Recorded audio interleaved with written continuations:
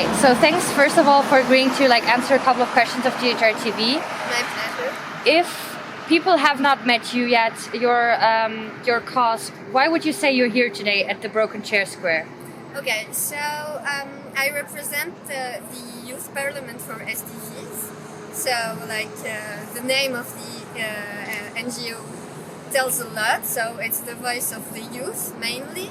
And we are here concerning climate change because we feel like people have adopted such a normalizing attitude towards climate change that it's not important anymore to us.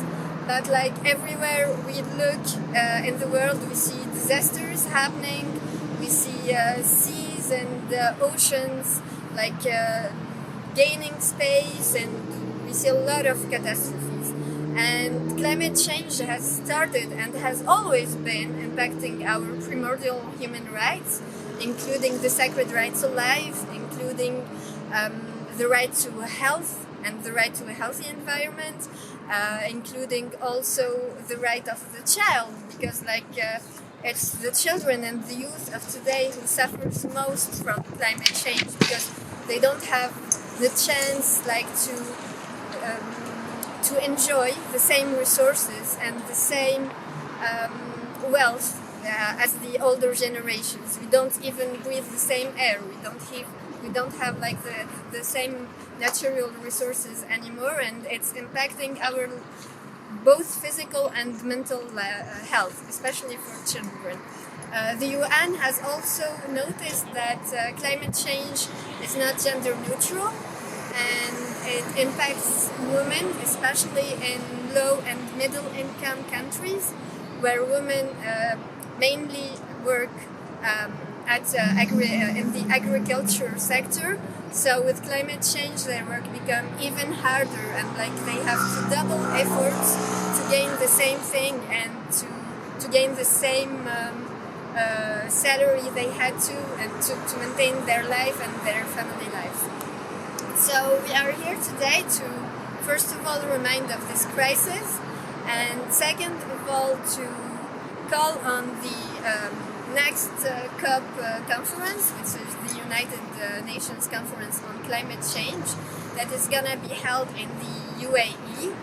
And we strongly we are not we don't agree with the choice of the host state just because the UAE doesn't really had effective actions, or didn't do any effective efforts to mitigate climate change.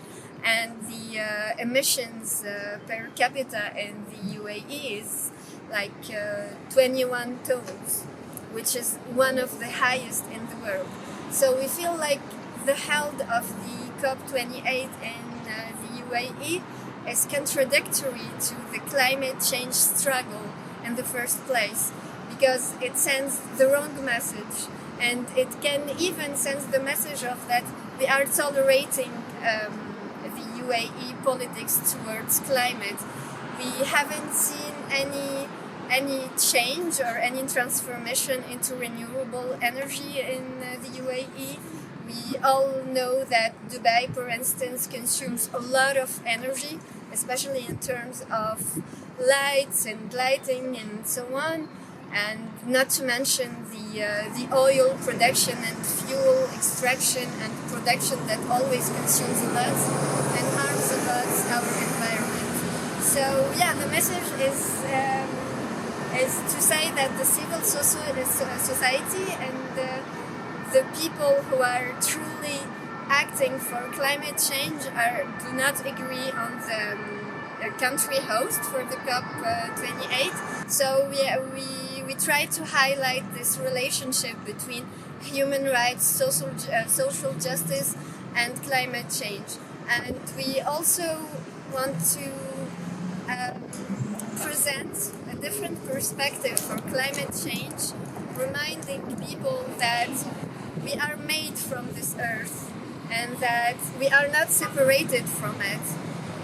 We should not see ourselves as two distinct things or subjects, because at the end we are one and we are strongly connected to the earth and to all the environment. So by harming the environment, at the end we are only harming ourselves.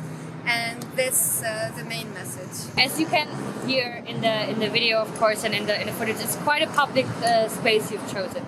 There's a lot of protests happening. There's a lot of, civil society, UN delegates passing by.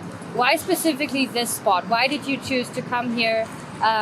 Is it to raise awareness at the civil society, on the civil society side, or do you also want the UN to take certain actions? What do you hope the Human Rights Council to do? Well, basically the both, because we want to inform the civil society, which is clearly not aware until now of the importance and the major issues behind the COP being held in the Emirates, and also call to the UN, since it's the first concerned about the conference. It's the one who's organizing the conference. We just ask the UN to reconsider and maybe to rethink the choice of the Emirates as a country state, as a host state for the held of the COP 28. Because, as I said, it feels so contradictory, and at least we could choose a country that's doing a minimum efforts in to mitigate climate change, and that had already implemented the minimal transformation into renewable energies and so on. Do you think the United Nations and the Human Rights Council are doing enough at this point for climate protection and human rights? Well, I think that the United Nations as an organization is doing its best, but as we all know, the United Nations is ruled by states, so it's eventually states who decide. So yeah, maybe the United Nations as an institution that gives that institutional framework to states should maybe do pressure more or highlight more this issue, but unfortunately it's up to states that they are not truly aware of this problem, since we are still giving advantage to business and business development and so on, rather than climate and the health of our Earth. Perfect. Thank you so much for making the time. I think that's it. Thank you. You're welcome. Thank you very much for you also.